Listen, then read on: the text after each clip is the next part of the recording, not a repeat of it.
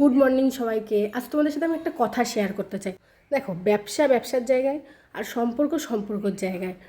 আজকে তোমাদেরকে একটা জিনিস দেখায়। ফুল গাছগুলো দেখছো, এগুলো আমি 1 মাস আগে নিয়েছি। এখন তো গাঁদার সিজন মোটামুটি শেষ, তাই জন্য এগুলো এরকম শুকিয়ে গেছে। গাঁদা ফুলগুলো ভালোই ফুটেছিল। আর এই যে দেখতে পাচ্ছ গোলাপটা কাটা, এই গোলাপটার 1 মাস বয়স, এখনও ফোটেনি। লোকটা দেওয়ার সময় কত সুন্দরভাবে বলে গেল সুন্দর ফুটবে। গোলাপটা আমি নিতে চাইনি, কিন্তু উনি এমনভাবে মা করে বলা শুরু করেছে যে নাও মা নাও, ভালোই হবে, তোমার গোলাপটা সুন্দর হবে, এটা খুব ভালো জাতের গোলাপ। কিন্তু আজ 1 মাস বয়স হয়ে গেল, গোলাপটা ফুটেইনি। আর এই যে পাপড়িগুলো ফুটেছে দেখছো, এগুলো আমি নিজেই হাত দিয়ে ছাড়িয়েছি।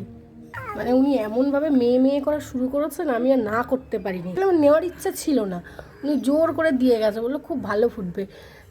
তাই বললাম যে কারো কথাই গলে যাওয়া উচিত না।